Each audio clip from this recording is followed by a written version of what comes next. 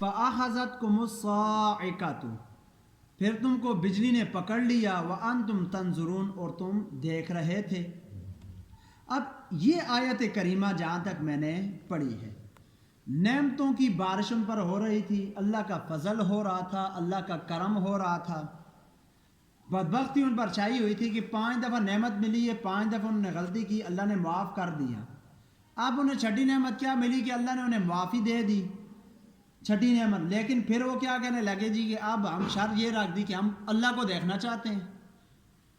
تو اب موسیٰ علیہ السلام نے، اچھا مزے کی بات یہاں یہ بتاؤں کہ حضور علیہ السلام کے غلاموں نے کبھی یہ نہیں کہا تھا کہ ہم اللہ کو دیکھنا چاہتے ہیں۔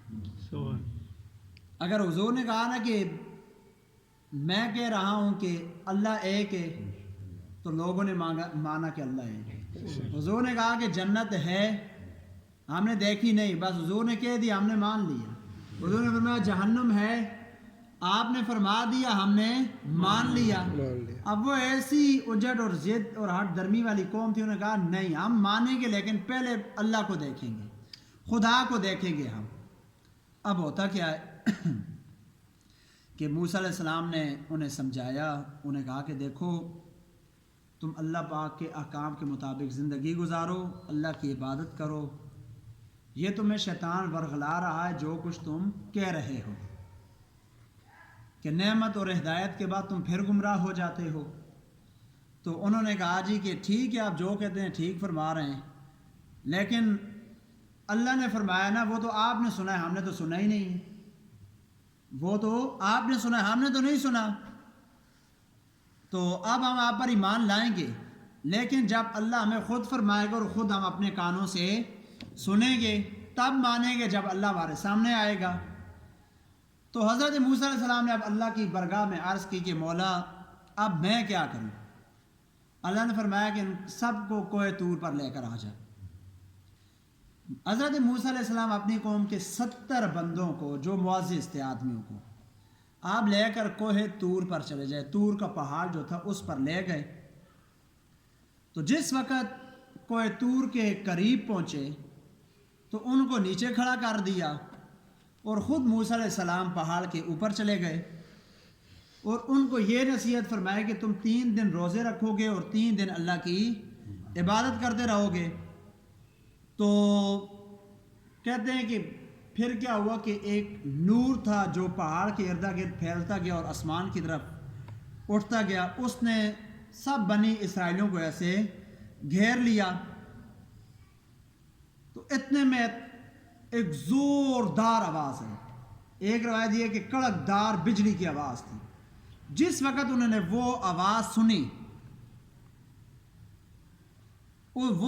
سنی جس وقت اتنی کڑکدار تھی، لرزا دینے والی تھی، تھر تھرا دینے والی تھی کہ وہ سب کے سب وہاں پر مر گئے۔ اب اللہ رب العزت کو دیکھنے کی دعوت کون رکھ سکتا ہے؟ وہ چاہتے تھے کہ ہم اللہ کو دیکھیں، تو ایسی ایک آسمان سے آگ برسی کہ وہ سب کے سب ہلاک ہو گئے۔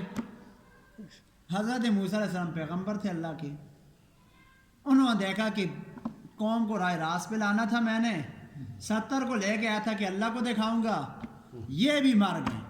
لاشوں کے پاس آپ کھڑے ہو گئے اور پریشان ہو گئے کہ او کیسے ان کے چنگے لے کے گئے، اے بھی مر گئے، یہ بھی چلے گئے، آپ پریشان ہو گئے۔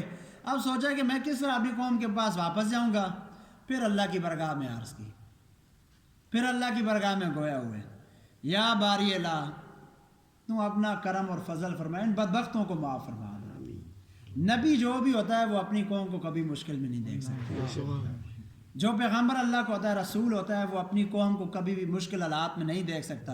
یا اللہ یہ بدبخت ان کو معاف کر دے، میں تیری برگاہ میں شرمندہ ہوں، اب میں اکیلا کس طرح اپنی قوم میں واپس جاؤں۔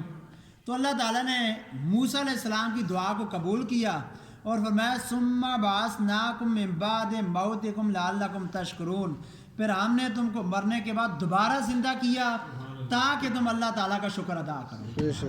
اب یہ دوبارہ زندہ کرنا بھی کیوں تھا؟ او ہون تے اللہ نہ شکر ادا کرو۔ فرعون کو جان تہاڈی چھڑائیے، دریا پار کروایا ہے، منو سلوا دیتا ہے، تساں جا دیتی ہے، تہاڈے تے اتنا کرم کیتا ہے۔ یہی کرم تھوڑا ہے کہ مرنے تو بعد وقت سان زندگی چاہتی دی ہون شکر ادا کرو، اب اللہ کی مان لو، اب اس کی نعمت کا شکر ادا کر لو. تو ان کی دعا قبول ہوئی اور وہ سارے کے سارے زندہ ہو گئے.